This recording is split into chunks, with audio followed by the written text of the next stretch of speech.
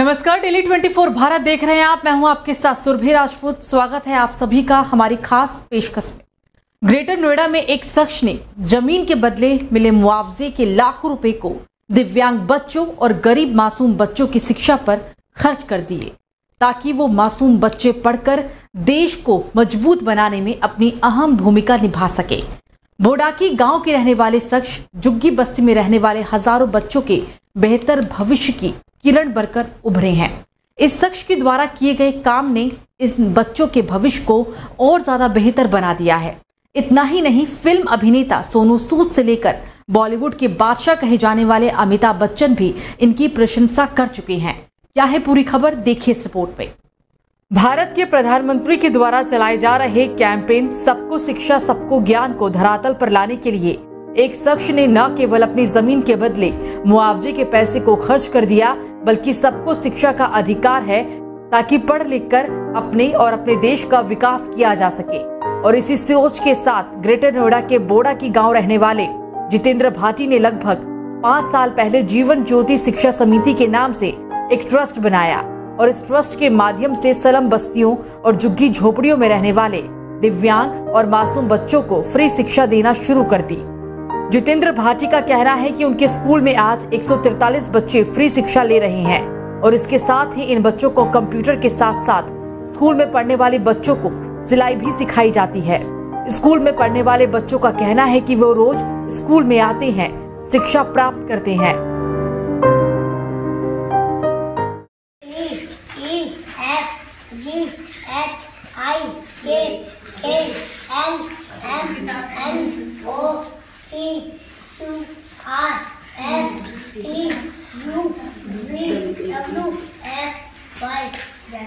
आपको बता दें कि जितेंद्र भाटी को लगभग 5 साल पहले कई लाख रुपए का जमीन के बदले मुआवजा प्राधिकरण ने दिया था।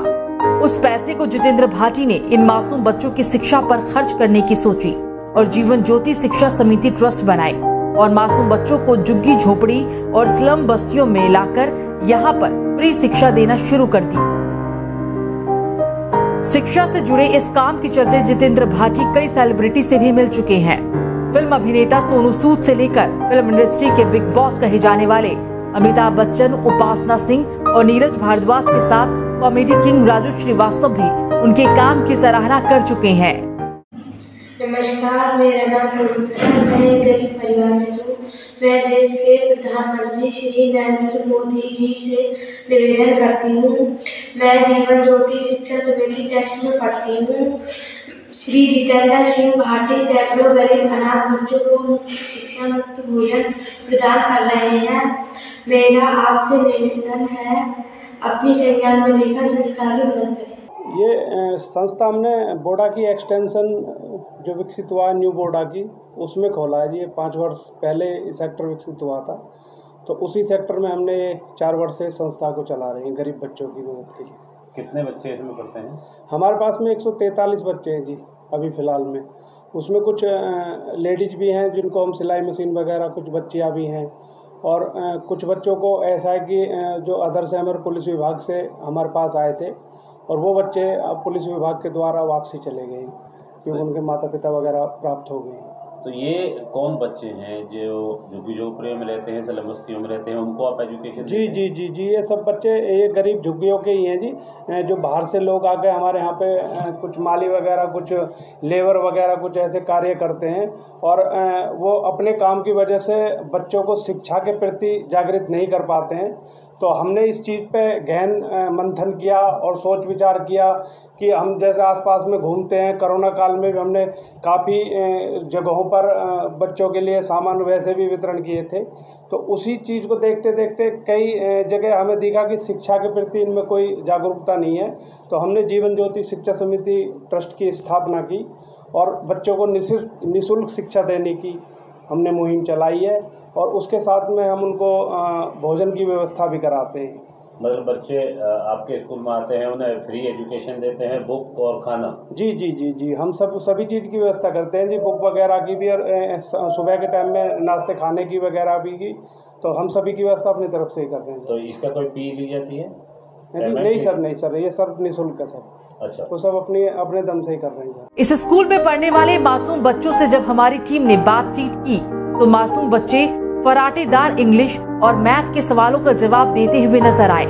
स्कूल को चलाने वाले जितेंद्र भाटी का कहना है कि वो जब तक जीवित हैं, मासूम बच्चों के लिए वो ऐसे ही प्रयासरत रहेंगे और बच्चों के लिए काम करते रहेंगे।